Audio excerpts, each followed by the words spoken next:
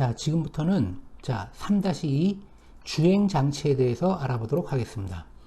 자, 우리가 3-1절에서는 동력 전달 장치에 대해서 배웠어요. 그래서 엔진으로부터 최종 타이어까지 동력을 전달하는 과정, 즉 어떤 순서로 진행된다 그랬죠?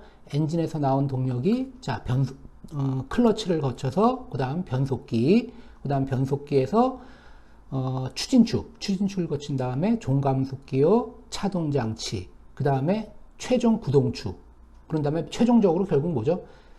도로하고 닿는 타이어까지 동력이 전달돼서 타이어와 도로 간의 마찰력에 의해서 구동력이 발생해서 차량을 자, 앞으로 진행하도록 하는 그런 역할을 한다 그랬습니다. 자, 그래서 지금부터는 자, 이제 동력 전달 장치는 앞에서 대략 배웠으니까 자, 이제 주행 장치에 대해서 한번 볼게요. 자, 주행 장치 중에서 일단 뭐죠? 가장 앞에서도 설명했지만 자동차가 굴러가는 것은 타이어와 노면 간의 마찰력에 의해서, 즉 그 마찰력에 의해서 구동력이 발생하게 되고 그러한 구동력에 의해서 자, 차량이 주행한다 그랬습니다. 자, 그래서 주행 장치의 첫 번째로 자, 이번에는 자, 타이어에 대해서 간단히 알아보도록 하겠습니다. 자, 그럼 먼저 자, 타이어가 갖추어야 할 기능에 대해서 한번 볼게요. 여러분들이 일반적으로 상식적으로 주로 이제 생각할 수 있는 내용입니다. 자, 그럼 타이어가 갖추어야 할 기능을 보면은 자, 첫 번째로 뭐죠? 일단 기본적으로 차량의 하중을 충분히 지지할 수 있어야 되는 겁니다. 타이어도 굉장히 높은 강도를 가지고 있어요. 자, 물론 차량이 무거우면은 강도가 좀 더 튼튼해야 될 테고, 자, 하여튼 일반적으로 타이어는 결국 뭐죠? 차량의 하중을 충분히 지지할 수 있는 능력이 있어야 되는 겁니다. 자, 두 번째로는 뭐죠? 결국 마찰력에 의해서 차량이 구동을 하게 되는 거니까 결국 타이어는 구동력, 제동력, 횡력 등을 충분히 전달할 수 있어야 되는 겁니다. 이 구동력은 결국 뭐죠? 타이어와 노면 간의 마찰 개수가 결국 충분히 나와야 된다는 거죠. 그래야 우리가 마찰력이 충분히 나오고 그로부터 우리가 아주 큰 구동력이 나와서 차량의 성능을 높게 할 수가 있을 겁니다. 자, 구동력이 그래서 충분해야 되고, 그리고 제동력은 구동력이 반대죠. 우리가 급브레이크를 밟았을 때 자, 나타나는 얼마나 빨리 쓸 수 있는가 하는 그런 제동력인데 결국 이 제동력도 타이어와 노면 간의 마찰 개수가 가장 중요하다고 볼 수 있습니다. 구동력의 반대 개념이죠, 제동력. 자, 그리고 횡력은 타이어가 굴러갈 때 진행 방향으로의 마찰력이 아니라 진행 방향에 대해서 측면 방향입니다. 가로 방향이죠. 그래서 자, 횡력 등이 충분해야 돼요. 이 횡력이 충분해야 우리가 직진 주행하다가 우리가 선회를 할 때 결국 선회하는 이유는 뭐냐면 이 진행 방향에 대해서 가로 방향에서 작용하는 즉 횡력, 즉 가로 방향 마찰 개수에 의해서, 즉 마찰력에 의해서 우리가 커브를 틀 수 있는 그런 역할을 하게 되는 겁니다. 그래서 선회할 때는 굉장히 중요하겠죠. 그래서 충분한 횡력 등도 우리가 타이어가 전달을 할 수 있어야 되는 겁니다. 결국 구동력, 제동력, 횡력 등을 충분히 전달할 수 있어야 된다는 것은 타이어와 노면 간의 마찰 개수가 충분해야 되고, 즉 다시 말해서 타이어와 노면 간의 그 접지성이 아주 좋아야 된다는 뜻으로 볼 수가 있습니다. 자, 다음에 또 타이어의 또 역할은 뭐냐면은 노면으로부터의 충격 및 진동을 완화시키는 역할을 해줘요. 우리가 자동차를 운전할 때 이 운전자가 느끼는 그 어떤 진동이라든가 이런 거는 뭐죠? 여러 군데서 사실 진동을 잡아줍니다. 자, 먼저 첫 번째로 타이어에서 먼저 진동을 잡아주고 그 다음에 중간에 보면 현가장치라는 게 있는데 거기서 쇼바가 있어요. 우리가 쇼업소바 해가지고 어떤 스프링 역할을 해주는 거죠. 그 쇼업소바에서 또 한 번 진동을 잡아주고 그 다음에 또 마지막으로 뭐죠? 이런 뭐죠? 의자 등에서 이제 진동을 차례대로 잡아주게 되는데 일단 노면으로부터의 충격을 제일 처음에 직접적으로 한번 완화시켜주는 역할을 해주는 게 바로 타이어라고 볼 수 있습니다. 그래서 예전에는 초기에는 타이어가 결국 뭐죠?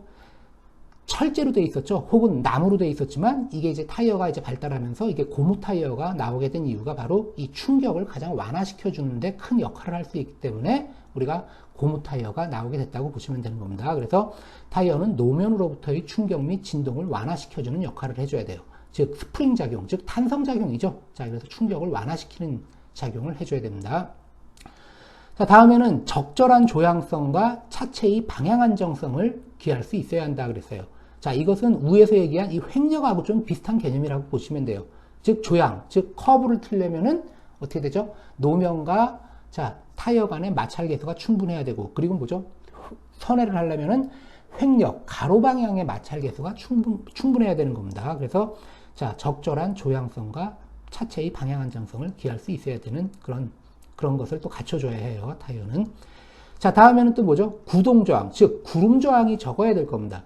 우리가 앞에서 자, 차량의 구름저항은 어떻게 나타난다 그랬죠? 특히 타이어의 구름저항은 타이어의 변형에 의해서 주로 나타난다 그랬어요. 특히 온로드에서는. 자, 그래서 타이어가 변형이 되면은 타이어가 찌그러지면서 위에서 가해주는 수직하중에 대한 지면에서의 반작용력 N이 작용하는데, 이게 조금 앞쪽으로 좀 진행한다 그랬습니다. 많이 찌그러질수록. 자, 그래서 이 앞쪽으로 수직 발력이 진행하다 보면은 타이어가 굴러가는 데에 대해서 뭐예요? 저항 모멘트가 발생한다 그랬죠. 그리고 많이 찌그러질수록 자, 앞쪽으로 좀 더 발력이 이동하기 때문에 자, 모멘트 팔 길이가 길어져 가지고 저항 모멘트가 커진다 그랬어요. 자, 그래서 이런 타이어는 자, 구동 저항, 즉 구름 저항이 적어야 우리가 자동차의 성능이 올라간다고 볼 수 있습니다.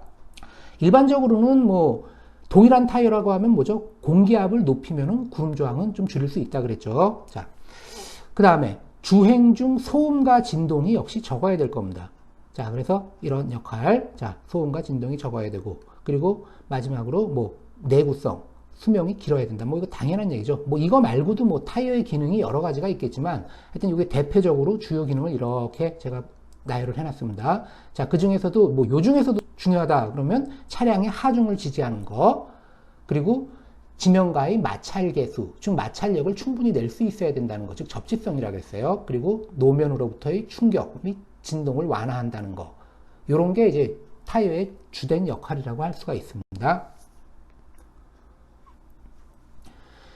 자, 그럼 타이어의 한번 기본 구조에 대해서 한번 보겠습니다. 뭐 여러분들이 사실 뭐 타이어의 기본 구조가 어떻게 됐고 이런 건 뭐 정확히 알 필요는 없어요. 뭐 저도 타이어를 뭐 만드는 사람이 아니기 때문에, 즉 전문가가 아니기 때문에 정확한 거는 저도 정확히 설명하기는 어렵겠지만, 자, 이 타이어의 기본 구조 중에서 가장 대표적으로 어떤 뭐죠? 꼭 알아야 될 거에 대해서만 제가 이제 좀 설명을 하겠습니다. 자, 여기 타이어가 이렇게 있어요. 자, 그리고 여기는 타이어, 이게 바닥이죠. 노면과 닿는 부분. 그리고 이건 타이어를 이렇게 보면 보습니다. 사실 타이어가 이렇게 있으면 가운데 림이 있고, 또 이렇게 밑에 쪽에도 또 타이어가 있겠죠. 자, 맨 처음에 타이어는 보면은, 자, 트레드부라는 게 있습니다. 트레드부는 뭐죠? 바로 이거죠. 노면과 직접적으로 닿는 부분. 이걸 우리가 트레드부라 그래요. 자, 트레드부. 자, 그 다음에 또 뭐가 있습니까? 숄더부를 넘어서 여기 사이드부라고 있어요. 보통 사이드월이라 그러는데, 사이드월, 여기 사이드월이라 그랬죠? 사이드월. 말 그대로 뭐예요? 타이어가 이렇게 트레드부, 바닥에 닿는 부분이 있고, 사이드, 옆쪽에 있는 부분이죠.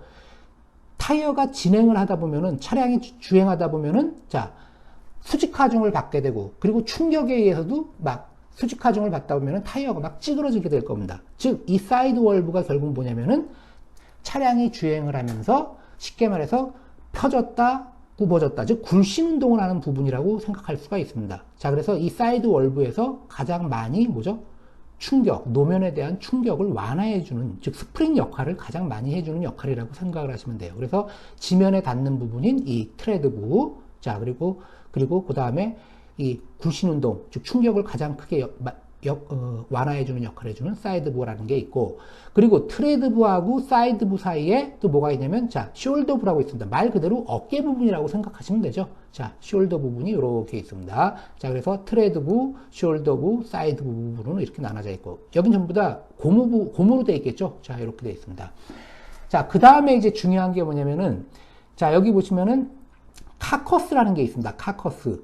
자, 카커스라고 이 고무, 이 안쪽에 이렇게 있어요. 자, 카커스부라고 있는데, 이 카커스는 결국 뭐냐면, 이게 바로 이 타이어의 타이어가 강도가 있어야 되죠. 위에서 차량이 하중을 받았는데 타이어가 쿡 찌그러지면 안 되잖아요. 주저앉으면. 그래서 실제적으로 이 타이어의 강도, 즉 골격을 형성하는 부분을 카커스라고 생각하시면 되는 겁니다. 그래서 카커스가 가장 이 타이어의 골격을, 즉 프레임에 해당한다고 보시면 되고, 카커스를 토대로 해서 그 곁에 뭐죠? 사이드 월부, 숄더부, 트레드부가 이렇게 덮여 있다고 보시면 돼요. 자, 그 다음에 또 보시면은, 자, 여기 이제 지면하고 닿는 부분이 트레드부라 그랬고, 이 골격에 해당하는 부분, 자, 이 카커스부가 있다 그랬습니다. 카커스부는 굉장히 강성이 강한 어떤 코드층을 막 감아놓은 거예요. 자, 그리고 이 카커스부하고 이 트레드부 사이에 보면은 이렇게 또 뭐냐면 벨트부라고 있습니다. 벨트라고 되어 있는데 이 카커스하고 이 트레드하고 어떻게 보면 중간 강성을 갖는 그런 재료로 만들어진 건데 요게 자 벨트부라는 게 이렇게 있습니다. 자, 요 중간에 벨트라는 게 있어요. 벨트 부분. 자, 그래서 요 벨트 부분은 카커스하고 트레드부의 중간 강성을 가지고 있으면서 뭐죠?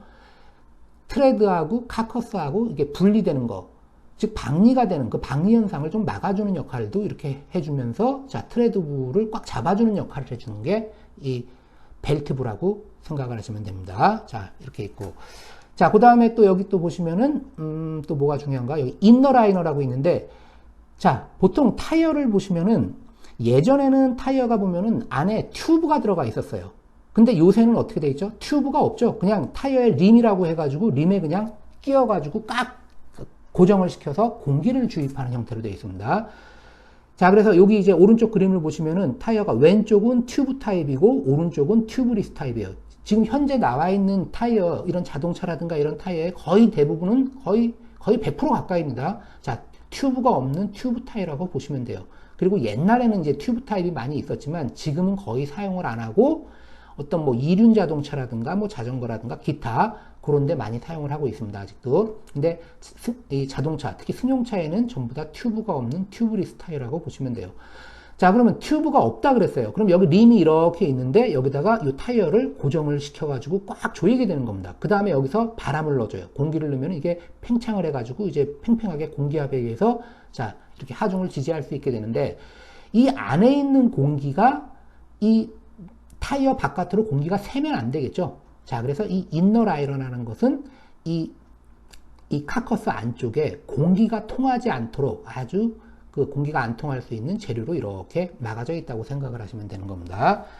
자, 요게 이제 뭐, 요거 말고도 뭐 이제 굳이 뭐 여러 가지 뭐 타이어의 구성 요소가 있겠지만 지금 얘기한 게 가장 타이어의 대표적인 구성 요소라고 보시면 돼요. 그래서 지면과 닿는 부분, 이거를 우리가 트레드부라고 하고, 물론 참고적으로 트레드부에는 자, 어떤 홈 같은 게 막 이렇게 파져 있죠. 이렇게 쉽게 말해서 트레드 패턴이라고 해서 이 자동차의 어떤 목적, 뭐 고속 온로드용이냐, 혹은 오프로드용이냐, 혹은 뭐 고속 주행용이냐, 혹은 뭐 조향 성능을 좋게 하느냐, 아니면은 그 뭐 사계절용이냐, 아니면은 눈에서 스노우 타이어냐 이런 거에 따라서 이 트레드 부분에 어떤 트레드 홈이 파져 있는 패턴이 전부 다 틀리게 나타나 있습니다. 그런 걸 보통 트레드 패턴이라 그래요. 자, 하여튼 이 타이어의 중요 기능은 주요 구성은 이 지면과 닿는 부분인 트레드부가 있고, 그 다음 숄더부, 그 다음 사이드월부, 그리고 그 다음 뭐죠?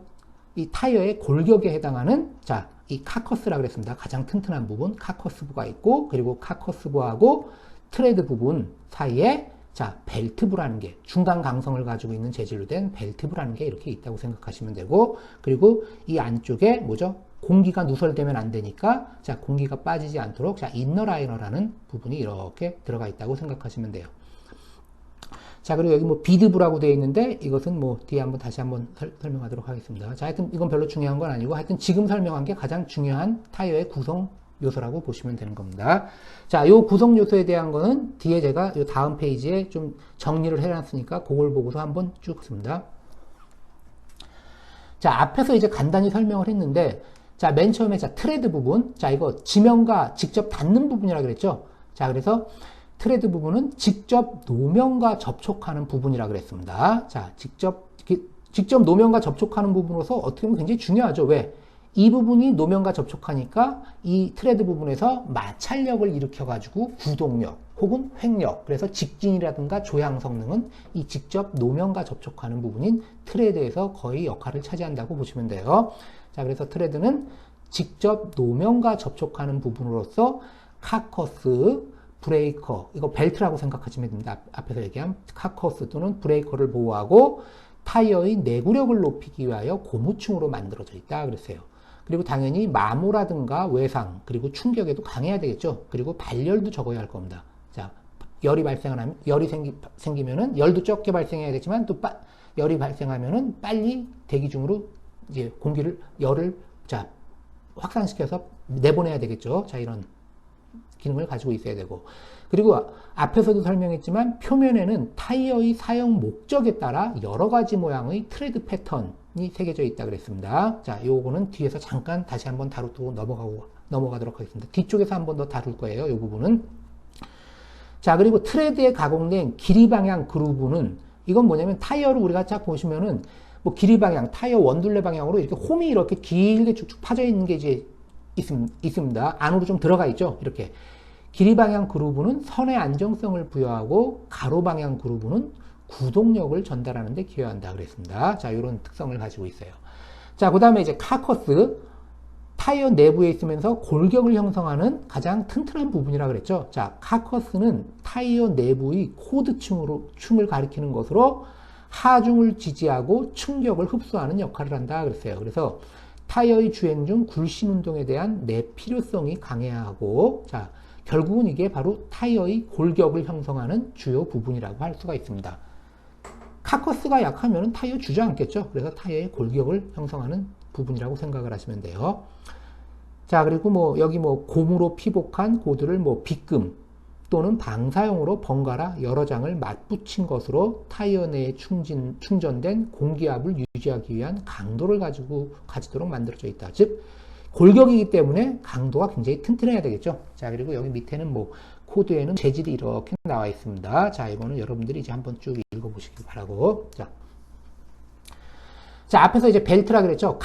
트레드부, 지면과 닿는 트레드부하고 골격에 해당하는 카커스, 그 중간층에 자, 브레이커 또는 벨트라는 그 또 하나 좀 단단한 층이 하나가 있습니다. 자, 그래서 트레드와 카커스 사이에 삽입된 자, 코드층이에요. 그래서 카커스와 트레드 사이엔 강성의 차이가 크기 때문에 이 차를 작게 하기 위하여 양자 간의 중간 성질을 갖는 얇은 고무층과 뭐 하여튼 브레이커라고 하는 코드층을 사용하여, 자, 쉽게 말해서 트레드와 카커스의 박리, 즉 분리되는 거죠. 분리되는 그 박리 현상을 막아주는, 즉 완화시켜주는 역할을 하고, 또는 외부에서 받는 충격도 역시 또 한번 완화시켜주는 기능을 한다고 보시면 돼요.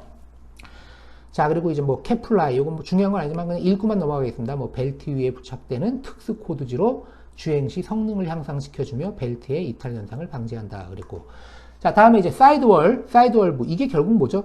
가장 스프링 역할을 해주는 게 바로 이겁니다. 충격을 완화시켜주는 역할. 아까 타이어가 있으면 이렇게 있으면은 지면에 닿는 부분이 트레드부, 그리고 여기 어깨에 해당하는 부분이 있다 그랬죠. 숄더부, 그리고 양 사이드 부분. 이게 바로 뭐죠? 사이드 월브라 그랬습니다. 즉 충격을 받으면 수축 팽창이 되는, 굽어졌다 펴졌다 해주는, 즉 충격 완화형, 진동을 완화시켜주는 역할을 해주는 게 바로 자, 사이드 월 기능이라고 보시면 된다 그랬어요. 자, 그래서 숄더에서 비드부까지의, 즉 타이어의 옆부분을 지칭하는 것으로 카커스를 보호하는 고무층이에요. 이것도. 자, 그리고 중요한 거는 뭐 가장 중요한 내용은 바로 이겁니다. 노면과 직접 접촉하지는 않지만 하중이나 노면에서의 충격에 의해 계속적으로 굴곡 운동을 반복하기 때문에, 타이어는 굴곡 운동을 계속 반복하죠.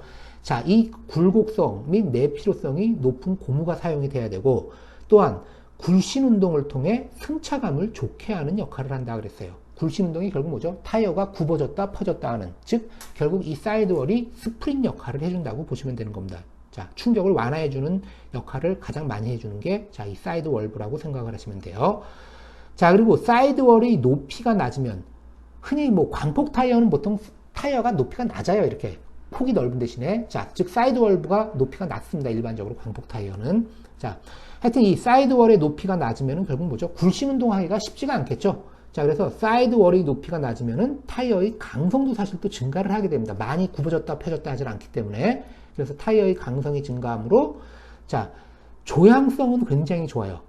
자, 타이어가 굽어지지 않으면 조향할 때 타이어가 찌그러지는 형상이 적으니까 조향을 할 때 바로바로 반응이 직접적으로 나오기 때문에 사이드월의 높이가 낮으면은, 자, 타이어의 강성이 증가해서 조향에 대한 정밀성은 좋아집니다. 즉 조향작용이 좋다는 거죠. 커브 틀 때. 그러나 어떻게 되죠?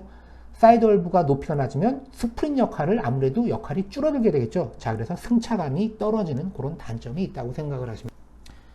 자, 그 다음에 숄더부, 아까 어깨 부분, 트레드 있고 사이드월브가 있으면 그 중간 부분이라 그랬죠. 자, 숄더 부는 자, 트레드의 가장자리에서부터 사이드월 부의 윗부분까지를, 즉 중간 사이 부분이죠. 결국 트레드하고 사이드월 중간 부분에 있는 겁니다. 그 사이에 있는 부분으로 자, 트레드와 같이 두꺼운 고무층으로 이루어져 있으며 카커스를 보호함과 동시에 주행 중 타이어 내부에서 발생하는 열을 발산하는 역할을 한다 그랬습니다.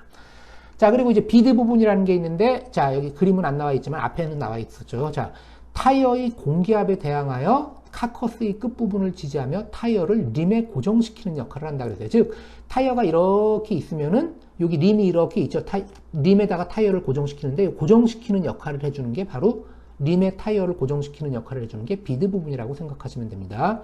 자, 그리고 에이펙스 이건 그냥 넘어가겠습니다. 체파도 이거 별로 중요한 건 아니고, 자, 그 다음에 인너 라이너, 앞에서도 얘기했지만 예전에는 튜브가 타이어 안에 들어갔지만 지금은 튜브를 사용하지 않는다 그랬죠. 자, 그래서 튜브 대신 타이어 안쪽에 붙어 있는 것으로 자, 공기가 통하기 어려운 특수 고무층으로 되어 있습니다. 그래서 우리가 공기를 주입했을 때도 공기가 밖으로 자, 새지 않도록 그런 역할을 해주는 게 자, 인너 라이너라고 생각을 하시면 됩니다. 자, 지금까지 설명한 게 이제 타이어의 이제 주요 구성인데, 뭐 여러분들이 이거 뭐 굳이 뭐 정확히 알 필요는 없지만, 그래도 여러분들이, 아, 타이어는 전체적으로 이런 구성으로 되어 있구나라는 것 정도는 여러분들이 참고적으로 알고 계셨으면 좋겠습니다. 그래서 이 모든 내용 중에서, 그 중에서 대표적으로 지면에 닿는 부분은 트레드 부분, 그리고 옆에 숄더 부분이 있고, 그리고 충격을 완화해주는 굴신 운동에 대항하는 뭐죠? 사이드 월브가 있고, 그리고 이 타이어의 어떤 그 골격에 해당하는 가장 튼튼한 재료로 구성되어 있는 그게 뭐죠? 카커스부가 또 안에 있다 그랬죠. 카커스부가 있고, 그리고 카커스와 트레드 혹은 즉 고무층 사이에 뭐가 있다 그랬죠? 벨트 부분이 있다 그랬죠. 즉 카커스하고 그 고무 사이에 중간 강도를 가지고 있으면서 이 트레드부하고 이 카커스부 간에 어떤 그 분리되는 거죠. 박리 현상을 또 막아주는 그런 벨트부가 중간에 있다 그랬습니다. 자, 그런 게 이제 중요한 내용이니까 하여튼 뭐 한번 여러분들이 한번 내용은 좀 이렇게 이해하고서 넘어가시기 바랍니다. 자, 다음에는 그러면 타이어의 분류에 대해서 한번 보겠습니다. 자, 보통 크게 보면은 타이어는 바이어스 타이어라는 게 있고 레디얼 타이어라는 게 있어요. 사실 여기 보면은 뭐 바이어스 타이어에 대해서 좀 이렇게 내용이 좀 써져 있고 레디얼 타이어에 대한 것도 이렇게 써져 있는데 사실 이게 요새 타이어가 발전을 하면서 이 내용이 조금씩 사실 바뀌어요. 바뀌기 때문에 이게 예전에는 이게 바이어스 내용이 조금 있던 게 요새는 뭐 레디얼로 가고 이렇게 조금씩 바뀌는 건 있지만 하여튼 전반적으로 내용을 보시면은 약간의 차이가 있습니다. 자, 한번 볼게요. 자, 지금 여기서 크게 보면 바이어스 타이어, 자, 레디얼 타이어로 되어 있다 그랬는데 일단 우리가 일반적으로 자동차 타이어다 그러면 레디얼 타이어라고 생각하시면 돼요. 일반 승용차라든가 좀 고속주행용으로는 전부 다 레디얼 타이어고 바이어스 타이어는 고속주행보다는 어떤 뭐 농용 차량이라든가 어떤 건설기계라든가 이런 특수 차량 같은 데는 바이어스 타이어를 좀 많이 씁니다. 고속주행 목적이 아닌 데는 바이어스 타이어를 좀 많이 사용하고 그리고 고속주행용 일반 도로에서 달리는 차량에는 레디얼 타이어를 많이 사용한다고 생각을 하시면 돼요. 자, 그럼 먼저 바이어스 타이어 한번 보겠습니다. 오른쪽에 이제 그림이 이렇게 있죠. 자, 앞에서 타이어의 구조에 대해서 이제 대략 설명을 했는데, 자, 타이어가 이렇게 있으면은, 자, 여기 이제 트레드 부분이 있고, 안쪽에 뭐가 있다 그랬죠? 타이어의 골격에 해당하는 카커스가 이렇게 있다 그랬습니다. 카커스부가 있다 그랬는데, 이 바이어스 타이어는 이 카커스 코드를 타이어 둘레 방향에 대해 대략적으로 40도 전후 각도로 교차하여 감은 구조로 되어 있다 그랬어요. 자, 그리고 레디얼 타이어로 잠깐 한번 보겠습니다. 레디얼 타이어는 카커스 코드가 타이어의 둘레 방향의 직각 방향으로 배열되어 있다 그랬습니다. 자, 먼저 레디얼 타이어를 한번 볼게요. 타이어의 둘레 방향, 즉 이쪽이면 타이어가 이렇게 돼 있죠. 이렇게, 즉 원둘레 방향으로 이렇게 타이어가 있는데 이 원둘레 방향에 대해서 카커스 코드가 레디얼 타이어는 어떻게 돼요? 원둘레가 이런데 이게 카커스 코드입니다. 원둘레 방향이 어떻게 되어 있어요? 직각으로 이렇게 감겨 있죠. 직각으로 요 라인, 요 옆에 보시면 이게 직각으로 이렇게 되어 있습니다. 요 벨트 부분은 생각하지 말고 요 카커스가 어떻게 돼요? 원둘레 이렇게 타이어 원둘레 방향에 직각으로 이렇게 감겨 있는 게 레디얼 타이어입니다. 원둘레 방향이 직각으로. 자, 근데 바이어스 타이어는 어떻게 되어 있죠? 원둘레 이 방향에 대해서 어떻게 되어 있냐면 이게 약 40도 정도 전후로 이 방향에 대해서 40도, 즉 이게 원둘레입니다. 타이어를 위에서 봤을 때 이 카커스 코드가 대략 이렇게 이런 식으로 크로스로 해서 여러 겹으로 이렇게 여기가 대략 40도 전후로 해서 이 코드층이 이렇게 감겨 있다고 보시면 돼요. 자, 그래서 바이어스 타이어는 카커스 코드를 타이어 둘레 방향에 대해 40도 전후의 각도로 교차하여 가문 구조로 되어 있고, 그리고 물론 뭐 평편 타이어에서는 뭐 더 작은 각도로 구성, 유연성이 높고 승차감이 좋다 그랬고, 그리고 트레드면이 수축하기 쉬워 내마모성이 떨어진다 그랬습니다.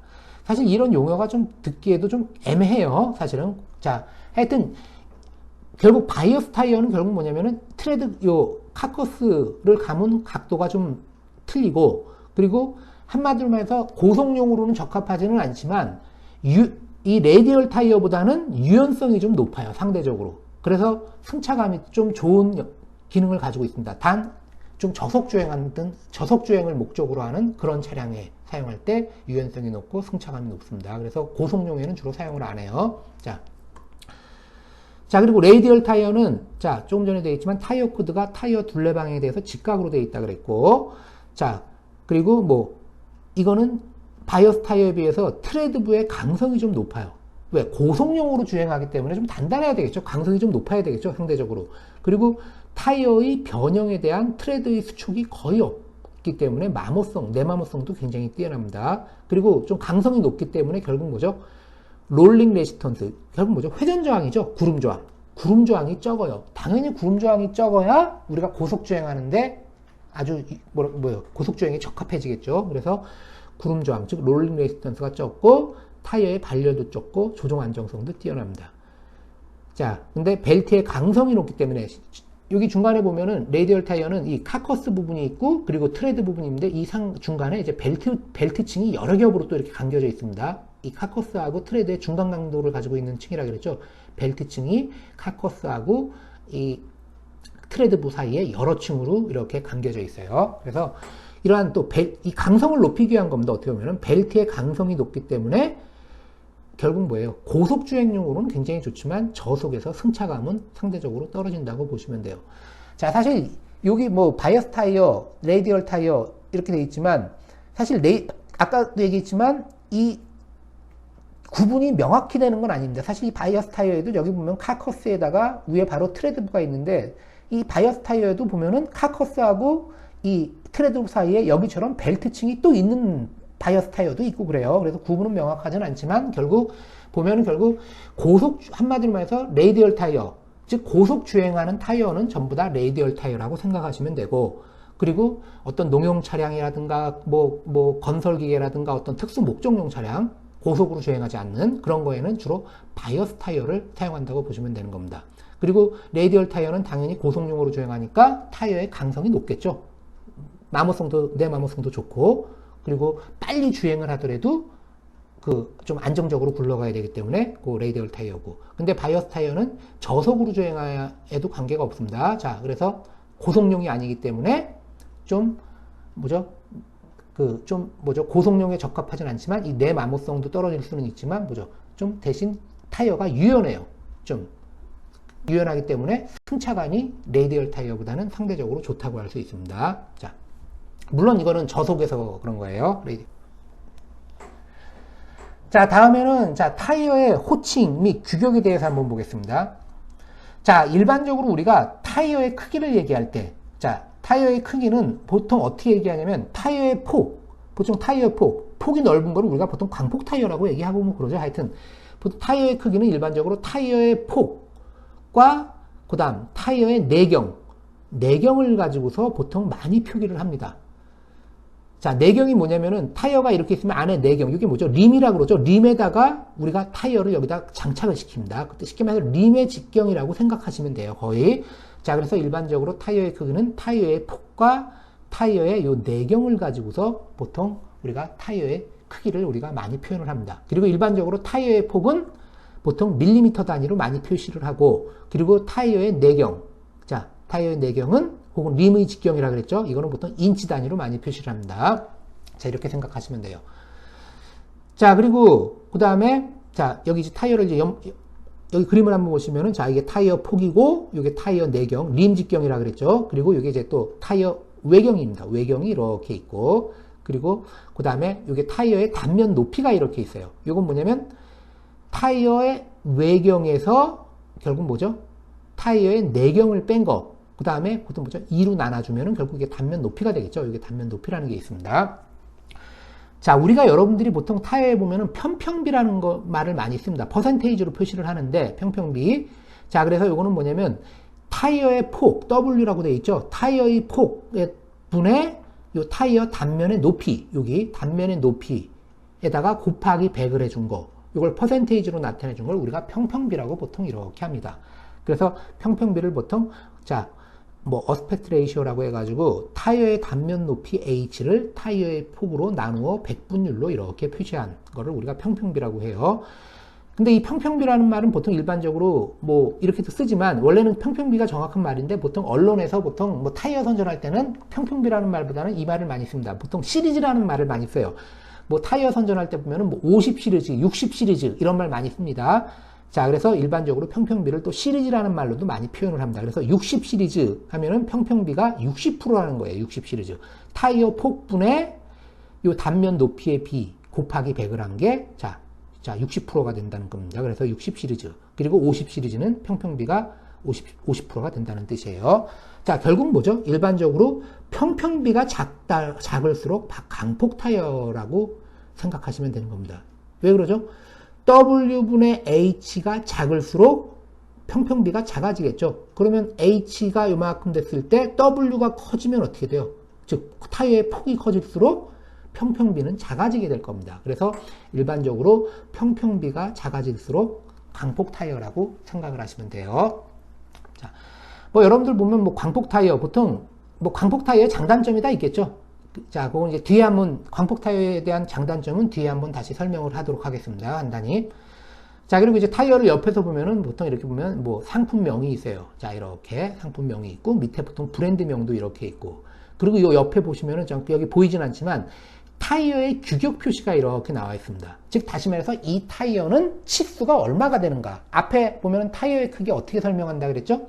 표현을 타이어 크기는 타이어의 단면폭 그리고 타이어의 내경 등등 이런 식으로 타이어의 크기를 표시하는데 이 타이어 옆에 이렇게 보시면 타이어 규격 표시라고 되어 있는데 이게 바로 타이어의 어떤 크기라든가 그런 관련된 거를 이렇게 설명하는 표시가 이렇게 타이어의 규격 표시로 이렇게 옆에 이렇게 나와 있습니다. 자, 그거는 뒤에서 다시 한번 설명을 하도록 하겠습니다. 자, 그래서 여기 보시면은, 자, 이제 승용차 타이어의 호칭 기호를 여기 한번 표시를 해봤습니다. 물론 이건 승용차니까, 뭐, 다른, 뭐, 차량, 좀, 뭐, 트럭이 됐던, 뭐, 특수 차량이라든가 이런 거는 좀 모양이 좀 약간 설명이 좀 틀리겠죠. 자, 그래서 가장 일반적인 승용차 타이어의 호칭 기호에 대해서 한번 보도록 하겠습니다. 물론 이것도 약간 타이어마다 같은 승용차라고 해도 조금씩 틀리게는 나와 있어요. 근데 이제 일반적인 경우에 대해서 한번 보시겠습니다. 자, 요거는 여러분들이 보시면, 자, 이게 뭐, 첨단 자동차 셰시라는 골든벨에서 인용한 그 책에서 제가 이제 그림이 잘 나와가지고 요 그림을 이렇게 하나 이제 뽑아왔습니다. 자, 여기 보시면은 뭐 1, 2, 3, 4 쭉 해가지고 몇 가지 나와 있습니까? 뭐 18까지 이렇게, 18번까지 있어서 각각에 대한 이제 설명이 이렇게 나와 있습니다. 근데 여러분들이 뭐 굳이 이거 뭐 다 아실 필요는 없고, 우리가 이제 흔히 그냥 제가 생각할 때 좀 알았으면 좋은 거, 그거에 대해서만 제가 이렇게 표시를 해놨습니다. 여기 노란색으로 이렇게 표시한 요 구획, 그리고 여기 빨간색으로 그거에 대한 걸 이렇게 표시를 해놨습니다. 자, 보시면은 아까 타이어의 규격에 관한 기호가 있다 그랬죠? 옆부분에 바로 요겁니다. 자, 맨 처음에 여기 보시면은 205/55 그 다음 R16 뭐 88 Q라고 이렇게 표시가 되어 있어요.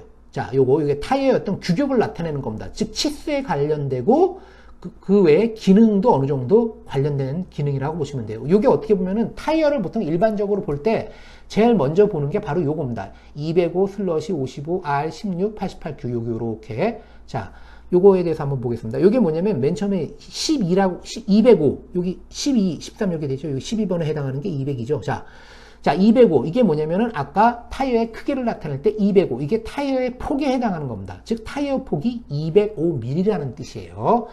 자, 그 다음에 슬러시하고 55가 되어 있죠. 여기 13이라고 되어 있는데 13이 뭐냐면 평평비. 아까 시리즈라 그랬죠.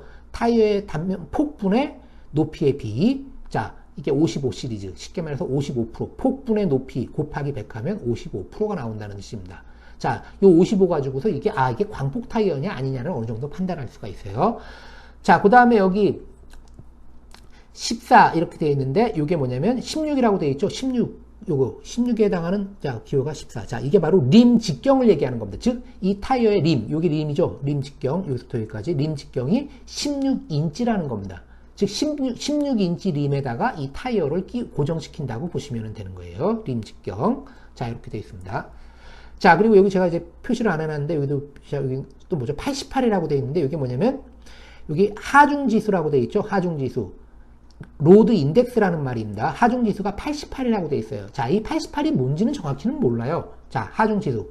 그래서 이 하중지수에 대한 도표를 찾아보면은 이 하중지수 88에 해당하는 게 560kg이라고 찾아보면 나와 있습니다. 그게 뭐냐면 이 타이어는 이 타이어 하나 가지고 한 짝이라 그러죠. 보통 하나 가지고 수직하중, 즉 차축하중 이 타이어는 560kg까지 견딜 수 있다라는 뜻이라고 생각하시면 돼요. 자, 그 다음에 여기 또 Q라고 돼 있어요. Q 뭐죠? 16으로다 있죠. 속도기호. 이건 속도기호라고 해가지고 이거는 뭐죠? 요런 하중 조건 하에서 최대 속도 시속 160km까지는 견딜 수 있다는 뜻으로 시속 160km로 주행을 해도 된다는 뜻입니다. 이 속도까지는. 자, 요게 바로 이제 타이어의 규격 치수라고 보시면 돼요.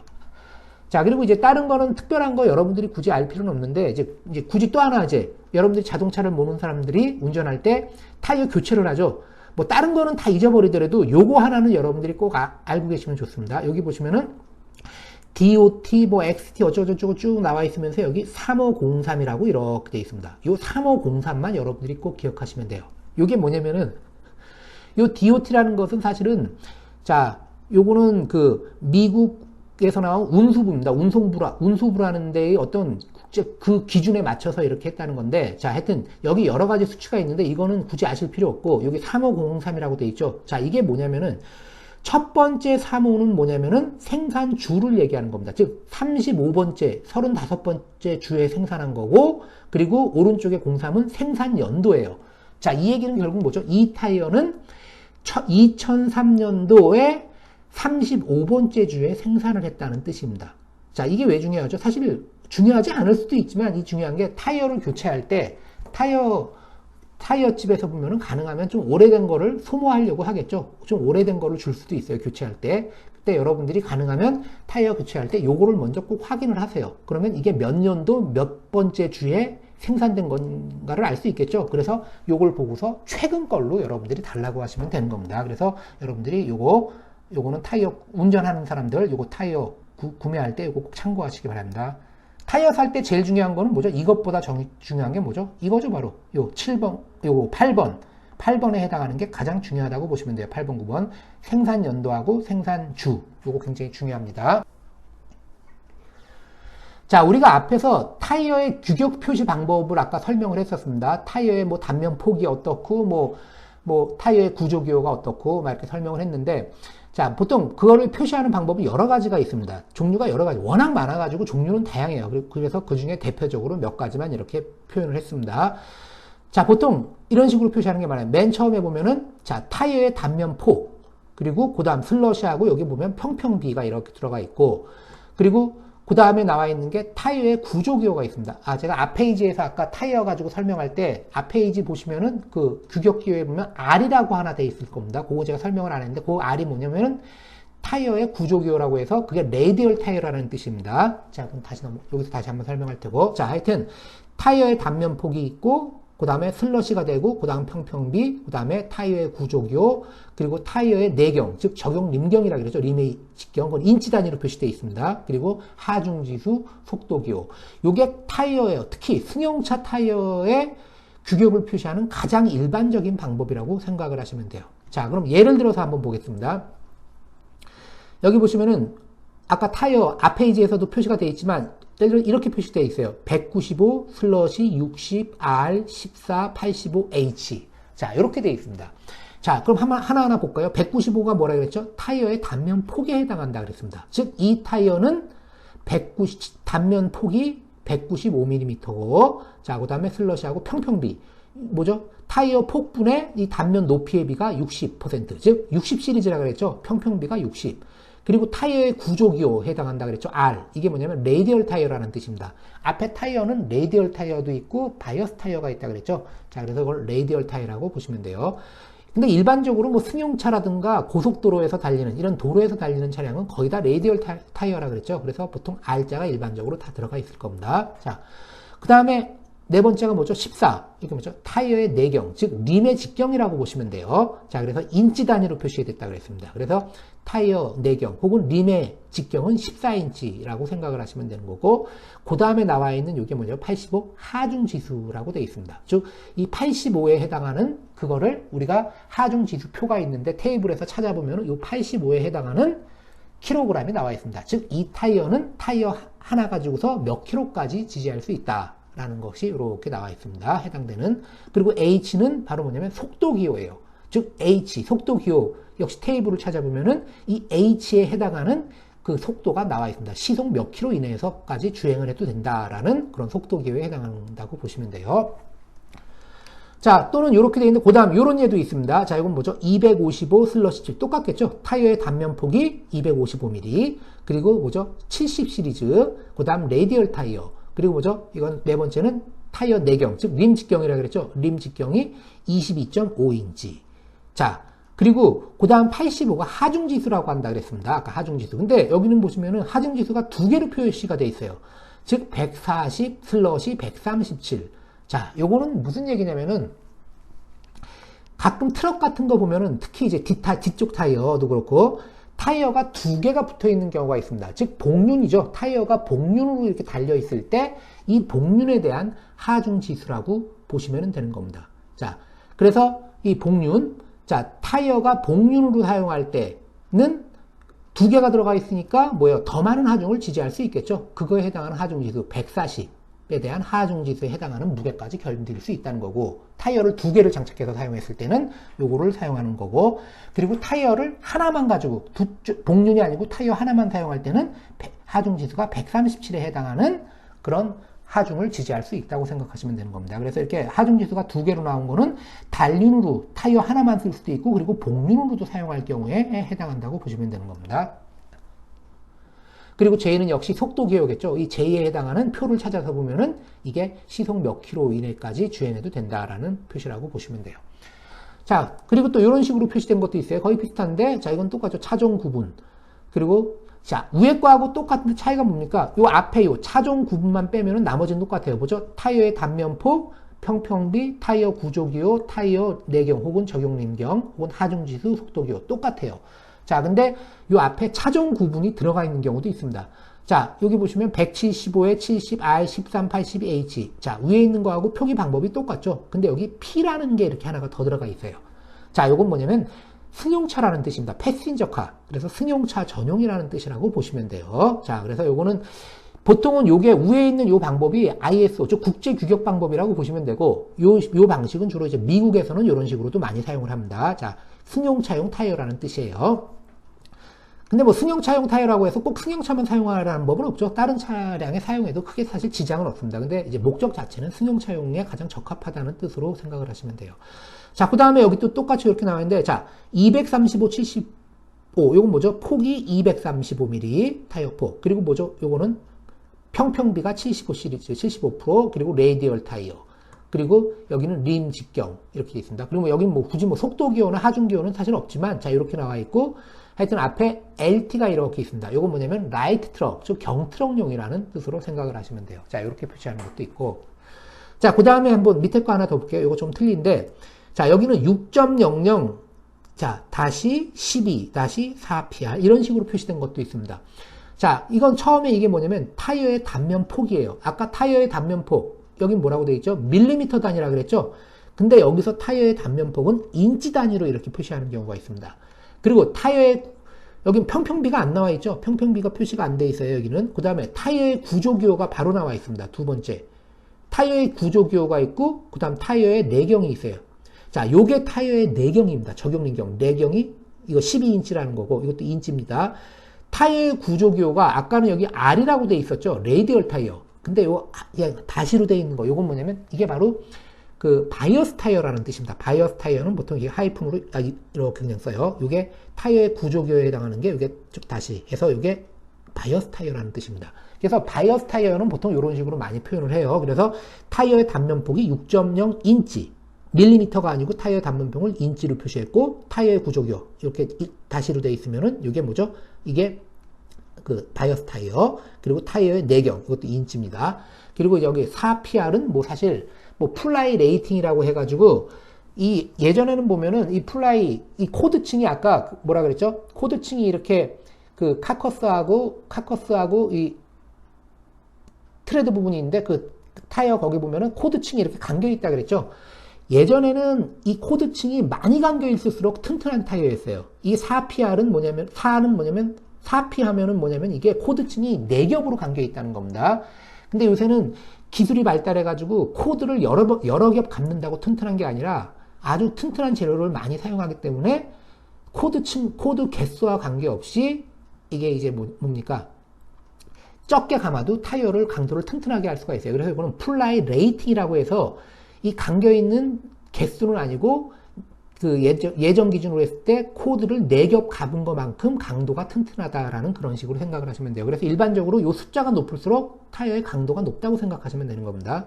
자, 그래서 하여튼 이렇게 되고, 또는 뭐 6.00, 이거 뭐죠? 타이어의 단면폭, 그리고 이거 뭐죠? 바이어스 타이어, 또 이거 뭐죠? 타이어 내경, 림 직경, 그리고 6PR. 요거보단 요게 좀 튼튼하겠죠? 그리고 LT, 요거 뭐죠? 경트럭용, 라이트 트럭. 자, 그리고 뭐 요런 식으로도 쓰기도 합니다. 뭐 165에 SR14. 요건 뭐냐면, 이것 바이어스 타이어인데, 요거는 뭐요?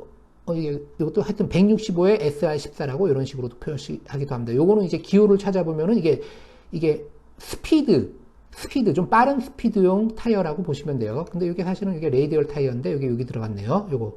요거는 레이디얼 타이어 보십니다. 하여튼 타이어 구조기호, 요거는 바이어스 타이어, R자가 들어가면 레이디얼 타이어라고 생각을 하시면 되는 겁니다. 그리고 S는 스피드용, 고속용이라고 일반적으로 생각을 하시면 돼요.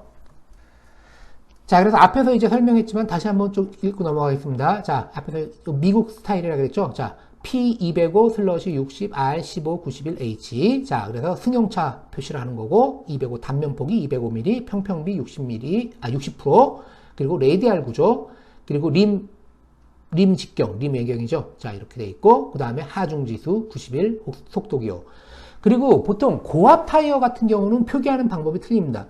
자, 여러분들이 생각할 때 아까 좀 궁금한 점이 아마 있었을 거예요. 타이어가 이렇게 있으면은, 타이어에 뭐죠? 이게? 내경이죠, 내경. 내경이 있고 타이어 폭을 표시합니다. 자, 그러면 타이어 직경은 알 수가 없죠, 이거 가지고. 물론 평평비가 있기 때문에 어느 정도 직경은 알 수는 있어요. 근데 보통 이 타이어를 우리가 내경으로 표시 안 하는 이유가 뭐냐면은, 타이어에 공기압을 넣어도 뭐예요? 타이어가 이렇게 하중을 가해주면 어떻게 되죠? 찌그러지죠? 그 내경이 아주 절대적으로 의미가 있는 건 아닙니다. 하중을 가해주지 않은 상태에서는 외경이 의미가 있을 수가 있겠죠? 외경이. 그러나 찌그러지기 때문에, 자, 이렇게 내경하고 단면폭하고 이런 식으로 우리가 표시를 하게 돼요. 평평비 요거 가지고 어느 정도 예측이 가능하죠. 자, 근데 고압 타이어는 어떻게 되죠? 고압 타이어는 잘 안 찌그러지겠죠? 타이어의 변형이 거의 없는 겁니다. 그런 경우에는 외경으로 이렇게 표시하는 경우가 있어요. 자, 그래서 31 뭐 곱하기 표시로 되어 있죠. 하여튼 10.50 R15 6PR 이렇게 되어 있는데, 자, 35일은 뭐죠? 타이어의 외경입니다. 이번에는 외경. 그래서 31인치라는 뜻이에요. 타이어 외경이 31인치. 그리고 여기 이렇게 요게 이제 외경으로 표시했다는 뜻이에요. 그다음 10.50이 이건 뭐죠? 아까 얘기한 것처럼 단면폭 10.5인치. 그리고 R은 레이디얼 타이어, 레이디얼 구조. 15는 림의 외경, 림 직경이죠. 그리고 뭐 이건 플라이 레이팅, 좀 일반적으로 강도 표시라고 생각을 하시면 됩니다. 자, 그다음 마지막으로 하나만 더 보고 넘어갈게요. 타이어 규격 표시. 자, 여기 보시면은 몇 개 표시가 되어 있는데, 자, P205/65 R14 이렇게 쭉 나와 있죠. 앞에서 설명한 거니까 이건 다 했습니다. 승용차용, 그리고 단면폭 205mm, 그리고 자, 시리즈 65 시리즈, 평평비가 65, 레이디얼 구조, 그리고 14, 이거 뭐죠? 림 직경. 자, 여기 아까 하중지수라 그랬죠? 하중지수 91이라고 되어 있는데, 이 하중지수 91을 우리가 표에서 찾아보면 615kg이라고 이렇게 되어 있습니다. 즉, 이 타이어는 타이어 한 짝 가지고서 615kg까지의 하중에 대해서 지지할 수 있다는 뜻이라고 생각을 하시면 돼요. 자, 그 다음 속도기호 H가 되어 있는데, 이것은 시속 210km까지 주행을 한다는 뜻입니다. 즉, 이러한 하중 조건 하에서, 자, 시속 210km로 이렇게 주행을 해도 이 범위 이내에서는 이 타이어가 견딜 수 있다는 의미로 생각을 하시면 돼요. 자, 두 번째로 11.00 이렇게 쭉 나와 있는데, 자, 여기 보시면은, 자, 요거는 뭐죠? 단면폭이 11인치, 인치 단위로 이렇게 표시됐습니다. 아까 여기는 뭐죠? 단면폭이 밀리미터 단위였죠? 근데 여기는 11.00 이렇게 된 거는 인치 단위로 보통 표시를 한 겁니다. 그 다음 R, 레디얼 구조, 그리고 뭐죠? 림 직경 20인치, 그 다음 여기 아까 복륜에 해당한다 그랬죠? 150 슬러시 146. 자, 요게 이제 하중지수라 그랬어요.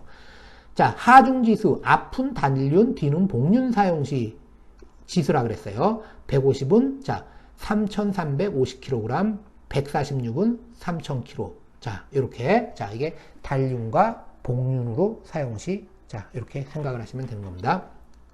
그리고 K는 속도기호, K에 대한 걸 찾아보면 시속 110km라고 이렇게 나와 있다고 보시면 돼요. 그리고 앞에서도 얘기했지만 바이어스 타이어는 자, 요게 뭐죠? 바이어스 타이어 기호라 그랬죠? 자, 10.00 다시 20 하면 자, 이렇게 쭉 가보면 타이어의 단면폭이 10인치, 그리고 요게 바이어스 타이어 구조라 그랬습니다. 레이디얼이 아니고 바이어스 구조, 그리고 림 외경, 자, 림 직경 20인치라고 이렇게 보시면 됩니다. 자, 앞에서 이제 하중지수 혹은 속도 기호라는 게 있는데, 자, 여기에서 제가 이 표를 이렇게 한번 뽑아봤습니다. 자, 요거는 제가 이제 한국 타이어 사이트 들어가서 여기서 이제 필요한 부분을 제가 이렇게 뽑아봤어요. 자, 하중지수는 결국 뭡니까? 타이어 한 개로 주행 가능한 최대 하중이라고 보시면 돼요. 자, 그래서 여기 하중지수, 이게 뭐죠? 자, 로드 인덱스 LI라고 표시가 되어 있죠. LI. 그래서 하중지수는 1, 하중지수가 1일 때 얘는 타이어 하나로 46.2km까지 지지할 수 있다 그랬고 2는 47.5 쭉 계속 나와 있죠. 그래서 1은 이렇고 뭐 쭉 해서 20은 80km 쭉 해서 굉장히 많아요. 그래서 제가 건너뛰고 쭉 해서 81, 80에서 100까지 있고 사실 여기 100까지 있지만 이 밑에도 쭉 있습니다. 정확히 기억이 안 나는데 279까지 있나 아마 그럴 거예요. 굉장히 숫자가 많습니다. 자, 그래서 쭉 가서 왜 D는 제가 안 쓴 게 일반 승용차 타이어는 100이 뭐죠? 하중지수 100이 타이어 하나가 800km입니다. 800km. 그러니까 승용차가 이거 넘어갈 일은 없겠죠. 타이어가 4짝이면 4832, 3200km까지니까. 자, 그래서 각각 수치에 해당하는 하중, 800km, 하중, 아까 91이었나요? 91. 하중지수 LI가 91인 게 앞에서 한번 나왔습니다. 즉, 615km까지 견딜 수 있다는 거. 자, 요거 보시면 됩니다. 그리고 279가 아마 제일 큰가 그러는데, 그거는 제가 지금 정확히 기억이 안 나는데, 거의 10만이 넘어요. 10만 킬로가 넘습니다. 굉장히 큽니다. 하여튼 굉장히 커요. 자, 이렇게 생각하시면. 자, 그 다음 이제 속도기호. 자, 이것도 이제 한국 타이어 사이트에서 제가 이제 뽑아온 건데, 속도기호는 타이어 한 개가 하중 지수에 해당하는 하중을 수행할 수 있는 최대 속도라고 생각하시면 돼요. 자, 그래서 속도기호는, 자, 여기 A1은, 자, 시속 5km까지 코드가 되어 있죠. A2, A3, A4까지 쭉 되어 있고, A8까지 있고, 그 다음에 여기만 좀 이렇게 정교하게 좀 나눠져 있습니다. 이게 뭐죠?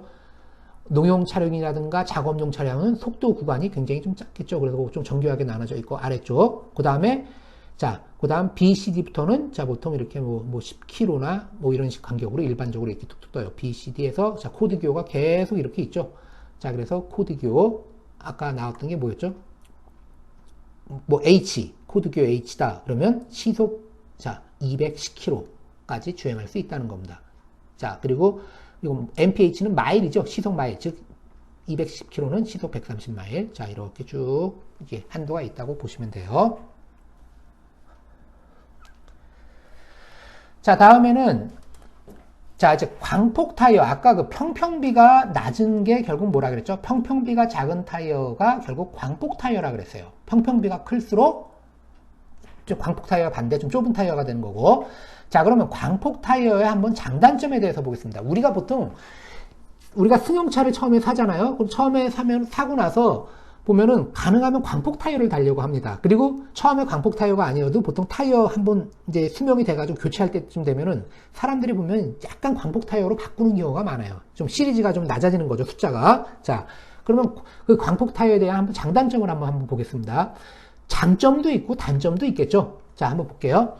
광폭 타이어의 장점에 대해서 한번 보겠습니다. 먼저 광폭 타이어, 즉 평평비가 작은 타이어죠. 즉 시리즈가 작은 시리즈. 자, 광폭 타이어의 장점은 첫 번째가 뭐냐면 선회시 타이어가 변형되는 부분이 적어지므로 선회 반응이 좋아져요.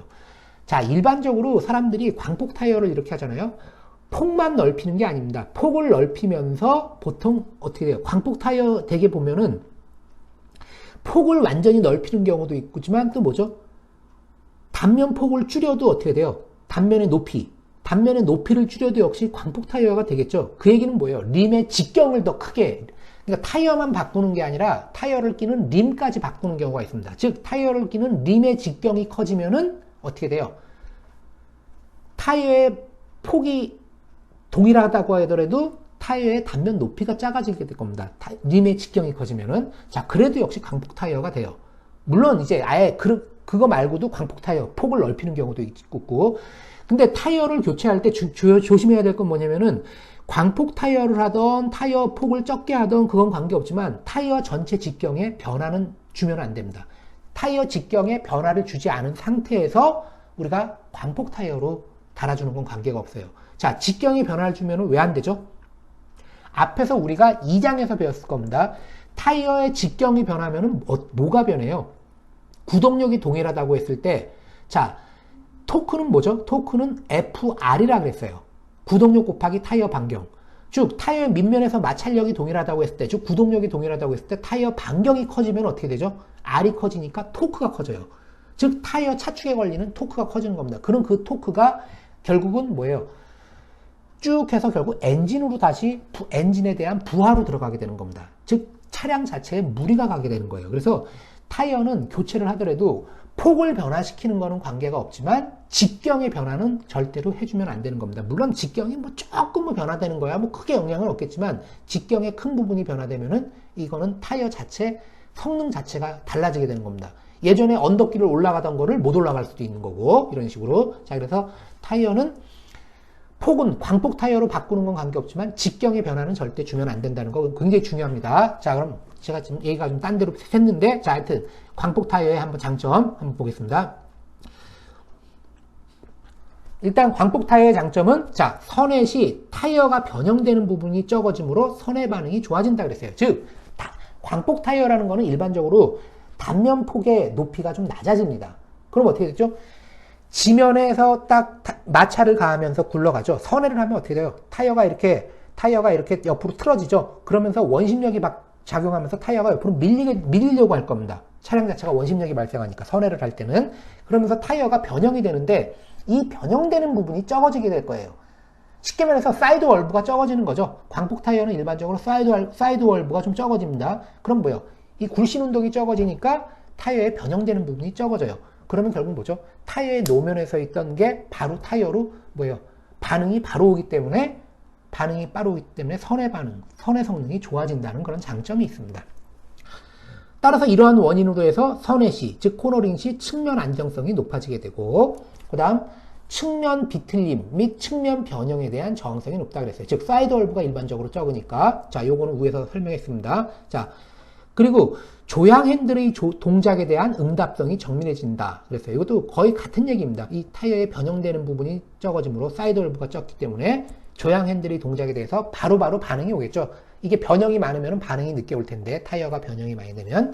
그래서 조향 핸들의 동작에 대한 응답성이 정밀해진다 그랬어요. 결국은 뭐예요? 고속주행용으로 적합하다는 겁니다. 자, 우리가 자동차는 직진만 하는 게 아니고 선회도 하잖아요. 고속으로 선회할 때, 자, 고속으로 선회할 때 이 광폭 타이어는 뭐죠? 선회할 때 반응이 빨리 온다 그랬죠? 그러니까, 자, 고속으로 주행하면서 선회하고 그럴 때도 크게 영향력이 없어요. 바로 반응이 오기 때문에 우리가 커브 틀 때, 선회할 때, 특히 고속용일 때 반응이 빨리 오기 때문에 이 광폭 타이어 아닌 거에 비해서는 선회하고 그러는데 훨씬 도움이 많이 됩니다. 반응이 빨리 오기 때문에 안정성이 굉장히 높다는 거죠. 자, 그래서 결국 광폭 타이어의 장점은 뭐냐면 한마디로 말해서 제가 여러 개들을 쭉 썼지만 광폭 타이어는 가장 대표적으로 광폭 타이어 쓰는 이유가 뭐냐면은 결국 선회할 때 가장 장점이 있다고 생각하시면 돼요. 그리고 선회할 때 옆으로 밀리는데 옆방향으로 단면적이 넓죠. 즉 폭이 넓기 때문에. 그래서 선회할 때 장점이 가장 큰, 선회를 목적으로, 즉 선회할 때 가장 큰 장점이 있는 게 바로 광폭 타이어라고 보시면 되는 겁니다. 결국 그 얘기는 뭐예요? 고속으로 주행하면서 선회할 때는 특히 위험하겠죠. 그래서 고속용에 가장 적합하다고 보시면 돼요. 그리고 특히 결국 광폭 타이어는 결국 조금 전에도 얘기했죠. 뭐죠? 선회 작용에 대해서 가장 장점을 가지고 있다고 생각을 하시면 되는 겁니다. 자, 근데 이러한 광폭 타이어도 분명히 단점이 있어요. 주로 이런 선해적인 측면을 빼놓고는 단점이 또 굉장히 단점이 더 많다고도 볼 수도 있어요, 사실은. 자, 한번 볼게요. 아까 되게 광폭 타이어는 뭐라 그랬죠? 단면의 높이가 좀 낮다 그랬죠? 쉽게 말해서 그 얘기는 사이드 월브가 적다고 생각하시면 돼요. 사이드 월브 부분이 적어요. 그럼 뭐죠? 굴신 운동, 즉 스프링 완충 역할하는 부분이 적어진다고 보시면 되는 겁니다. 자, 그래서 충격을 흡수하는 부분이 적어져요. 즉 완충작용을 하는 부분이 적어지므로 승차감은 아무래도 떨어지게 되어 있습니다. 즉 광폭 타이어는 일반적으로 폭이 적은 타이어에 비해서 승차감이 떨어진다고 생각을 하시면 돼요. 근데 보통 희한한 게 뭡니까? 광폭 타이어는 보통 고급 차들은 대부분 광폭 타이어를 사용합니다. 그죠? 특히 막 진짜 고급, 뭐 벤츠 막 이런 고급 차들은 진짜 광폭 타이어예요. 자, 그게 왜 그러죠? 타이어 자체는 분명히 승차감이 떨어지지만 그런 차들은 뭡니까? 타이어 말고 자동차의 어떤 쇼바라든가 이런 현가장치 쪽에서 굉장히 고급스럽게 거기서 충격을 또 한번 완화를 해주는 그런 장치가 또 잘 돼 있습니다. 자, 하여튼 근데 타이어 자체만 놓고 보면은 자, 이 광폭 타이어는 충격을 흡수하는 즉 완충 작용을 하는 부분이 적어지므로 승차감은 분명히 저하되게 되어 있습니다. 그리고 조향하는데 역시 또 힘이 많이 들어요. 자, 아까 사이드 이 옆부분이 많아진다 그랬죠? 측면 폭이 넓어지니까 조향할 때 이거 돌릴 때 타이어를 돌리는데 상대적으로 힘이 많이 든다고 보시면 돼요. 즉 마찰력이 그쪽으로 커지게 되기 때문에. 자, 근데 사실 조향하는데 힘이 많이 드는 거는 크게 사실 이건 단점이라고 볼 수는 없습니다. 자, 제가 다른 책에 있어서 넣어놓긴 넣어놨는데 단점이라고 볼 수는 없죠. 그게 왜? 사람이 힘으로 돌리는 게 아니라 보통 뭐예요? 우리가 핸들을 돌리면은 사람의 힘으로 돌리는 게 아니라 뭐 유압작용이라든가 어떤 다른 보조 조타력이라 그래요. 보조 동력에 의해서 핸들을 이렇게 돌려주는 때문에 사람 힘은 크게 중요한 건 아닙니다. 보조 동력으로 해서 보통 핸들을 조향하게 되기 때문에. 자, 하여튼 조향하는데 힘이 많이 드는 하여튼 단점은 있습니다. 기계적인 방법으로 돌린다고 하면은. 그리고 타이어의 무게가 다소 무거워져요. 자, 타이어의 폭이 커지니까 어떻게 돼요? 타이어 자체가 무거워지겠죠? 그래서 타이어의 무게가 다소 무거워지기 때문에 구동조합, 즉 연비가 떨어지는 그런 단점도 있습니다. 즉 광폭 타이어는 연비는 상대적으로 떨어진다고 보시면 돼요. 자, 그게 또 뭐죠? 타이어가 무거워지면 왜 연비가 떨어지겠죠? 차량 자체가 무거워지니까 연비가 떨어지는 것도 있어요. 전체적인 운동저항계수가 자, 운동저항계수에다가 차량 무게를 곱한 게 운동저항이라 그랬죠?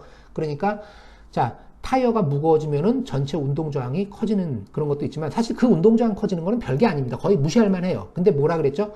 타이어가 무거워지면은 자, 우리가 자동차가 주행을 하려면은 어떻게 된다 그랬죠? 엔진이 돌아가면서 변속기도 돌리고 자, 회전체를 돌리려고 하면 어떻게 된다 그랬어요? 회전체는 최초의 각속도로를 유지하려고 하는 뭐가 있다 그랬죠? 관성이 있다 그랬죠? 자, 그러면 우리가 속도의 변화를 주려면은 타이어가 돌아가던 거에 각속도를 증가시켜야 됩니다. 자, 근데 타이어 자체가 무거워지면은 어떻게 돼요? 타이어 자체의 각속도의 변화를 주는데 좀 더 많은 힘이 들어가게 되는 겁니다. 동력이 많이 소모가 되고 시간이 걸리가 돼요. 자, 즉 관성 때문에. 자, 그래서 타이어의 무게가 다소 무거워지면은 자, 결국 구동저항, 즉 연비가 떨어질 수 있다는 겁니다. 자, 그리고 또 하나. 자, 수막 현상에 대한 저항성이 떨어진다. 수막 현상이 뭐냐면은 이거는 뭐죠? 비가 많이 오거나 그러면은 물이 고여 있는 데를 차량이 주행을 하면은 차량이 물 위에서 떠가는 수가 있습니다. 일부분 지면이 차량과 바닥하고 접촉을 완전히 못하고 타이어가 지면에서 약간 떠가는 형태로 이렇게 떠가는 식으로 갈 수 있기 때문에 어떻게 돼요? 마찰력을 상실하는 수가 있습니다. 지면에 대한. 자, 그래서 이런 건 수막 현상이 되는데 그래서 이런 수막 현상이 발생할 확률이 많아요. 왜? 단면적이 넓어지면 어떻게 되죠? 광폭 타이어라는 거는 결국 단면적이 넓다는 뜻이죠. 접지 면적이 넓다는 뜻입니다. 접지 면적이 넓어지면 결국 어떻게 돼요? 접지압이 작아지게 될 겁니다. 접지압이 작아지면 물 위에 뜰 확률이 많다는 뜻으로 생각을 하시면 돼요. 자, 그래서 이 수막 현상에 대한 저항성이 떨어지는 그런 단점이 있습니다.